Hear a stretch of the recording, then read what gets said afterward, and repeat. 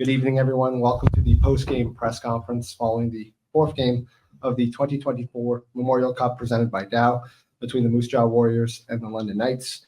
With me, I have Coach Mark O'Leary from the Moose Jaw Warriors. Coach, I just want to start off by getting your impressions on tonight's game. I thought there was a lot to like about tonight's game. Certainly we were looking for a better start, and we got that, not just results-wise, but when we talk about a good start, it's getting to our game in a hurry and playing with that energy, the enthusiasm, and structure without the puck. And I thought we did that. Individually, I thought we had some guys that really stepped up tonight, had great games. I just thought that there was some opportunities throughout the game early on where we didn't cash in on opportunities, and I thought overall they did a better job of that. Those big opportunities, they were puck ready and they smashed them in. So hell of a hockey game. Coach, it's kind of already a quarterfinal tomorrow inside the beginning of this tournament. How do you see tomorrow's game being the do or die kind of situation? That's great. That's what we just talked about in the dressing room. It's quarterfinals tomorrow, and that's a pretty good spot to be in. I mean, 0-2 is no fun. Winning is way more fun. Everybody knows that. But the way this tournament works, you're in a situation where, like you said, you win one game, you're in the semifinals. And in any tournament that you go into, whether it's the Memorial Cup or the World Juniors, you tell me you had a chance to win a quarterfinal game, I'll take that. Mark, were you pleased with the looks you got on the power play here tonight? Pleased is a tough word. I think we did generate some looks, but there's got to be more there. I think that with the players that we have there and the success that they've had all season long, I know there's more there. They know there's more there. I just thought that it was a couple times, we were slow to lose pucks. And again, like we talked about last game, one and done in the offensive zone. We just had one guy all by himself. So when we're at our best in the power play, we're surrounding pucks and we're able to make those skill plays. But I just thought we got away from that a little bit tonight. Yeah, and then the response after their power play goal to kind of get it back 6 seconds later, how important was that for your guys to be able to kind of slow down the momentum and kind of maybe take it right back? Yeah, you talk about punching back. That's the way to do it. Call it a good bounce or whatever you want to call it. But it's still a great answer. And Ethan had a great game. He was one of the guys that I thought was exceptional tonight. Not just his goals, but just thought he checked hard. He skated, and it was great for the the mood on the bench. Obviously, when you get down there and to be able to get right back in the game, I just think that stuff matters, and those moments in the game matter. Matt Savoy made a few key defensive plays in the third period to create scoring chances. Is that what role has his play without the puck been in your team's success since he's joined you guys this season? Yeah, I think that was one of the biggest things that, people that ask about Matthew Savoy, it's easy for me to say that, if Jason asked me for the start of the season, if there's one player that we can go out and get, who would it be? I would say Matthew Savoy. 11 times out of 10, and that's what it is. It's the work that he does to get the opportunities that he does, and we saw it firsthand when he played for Winnipeg. He hunts pucks, whether it's on a forecheck or tracking, and he plays that fearless style, and it's infectious. When he comes back to the bench after a shift, there's nothing left, and I love that about him. He's competitive, and if you're going into a quarterfinal game tomorrow, you want guys like Matthew Savoy.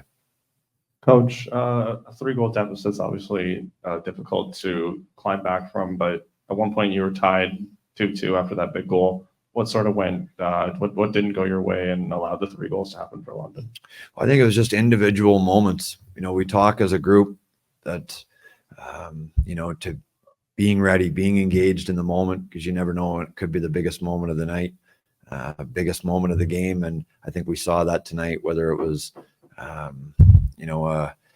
a rush where they make a play and they capitalize, or two on one, them cashing in on an opportunity there. But the things that lead up to those opportunities, whether it's losing your depth in the offensive zone, not climbing above right away, these moments, these decisions in the game can come back and haunt you. So again, it's just a lesson to the group that And on a stage like this, those kind of things don't change. You have to be ready for that moment with or without the puck. It could be the biggest moment of the game. Mark, with all the offensive power on your top line tonight and with Matejchuk on the ice a lot with them, looked like Braden Yeager took on a lot of the defensive responsibility. How do you think he did, and was that the plan tonight? Well, I think with all of our lines, we expect them to, play well defensively. We talked about that in between the first and the second, that, sometimes within a game, a lot of these guys, they get, 20 plus shifts every game. So there's going to be shifts where your job is just to check, it's not going so well offensively. You're not playing down there in the fun zone. It's work, it's defense. And I think Braden doesn't shy away from that. I think that's a big part of his game, and he likes those challenges against good players. So him, like anybody else, we expect them to, when their job is to check and to play well defensively, they need to be ready for that. So I certainly trust Braden in those situations. Mark, 20 years after you played against Dale Hunter's team, do they still play the same way?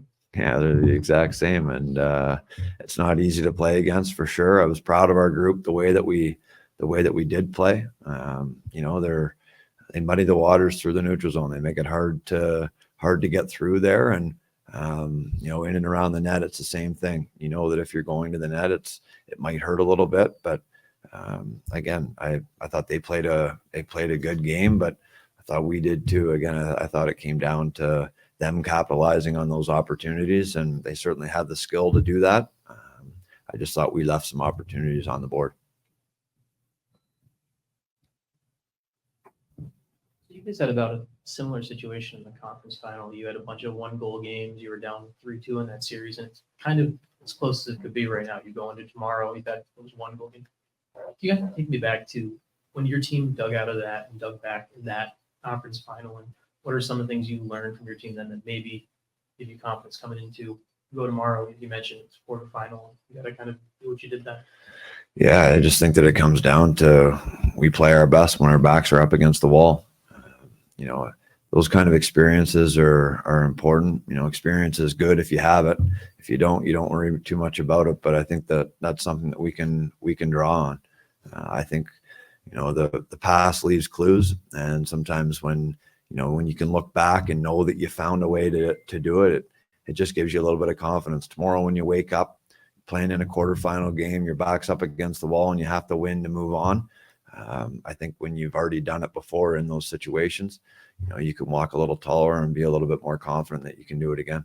From a coaching perspective, it's something where you kind of talk to the guys about that. You let them kind of how do you kind of manage this as they kind of know what to do versus you kind of coming in and bringing things to them? Well, I think as a group, we know how we want to play, and that's the thing. You're doing video meetings. You're talking 5-on-5. You're talking special teams. All these things are just reminders at this point.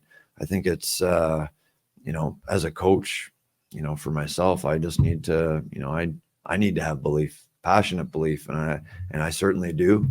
It starts there. These guys know that they're a good team. They're capable of winning a game tomorrow.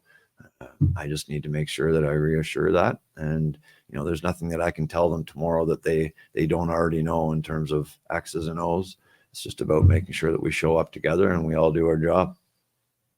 With the 6-on-5 situation, you've been able to score a goal in each game, but then also kind of needed one more. What is it about that situation that has worked well, and what else would you like maybe further in those moments?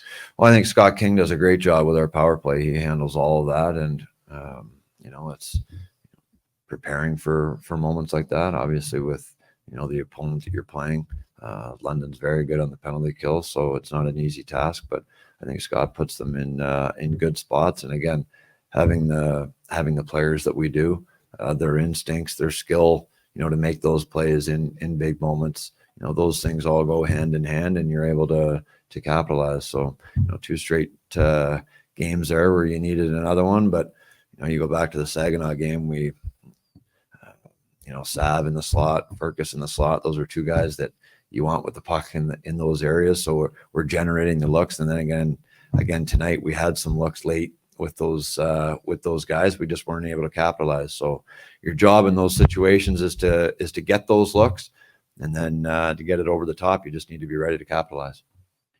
Mark, can you tell me what did you take out of your scouting report for Drummondville? Well, another team that I think does a very good job through the neutral zone. If you watch their games, even with watching them back in their own playoffs, I just think they do a very good job of again clogging things up, making you make smart puck decisions. If you don't manage the puck, another team that can transition fast and make you pay the other way. On entry, they're very dangerous. They go to the net hard, and you're going to see 4 guys in the rush quite often. So it's important for us, the things that we talk about with all good teams, making sure that we have depth in the offensive zone, we have numbers coming back, and making sure that we, if we are giving things up off the rush, it's kept to the outside. And it's hard to do against good teams, but it's a privilege to have the opportunity to play against teams like this. So we expect no different against Drummondville.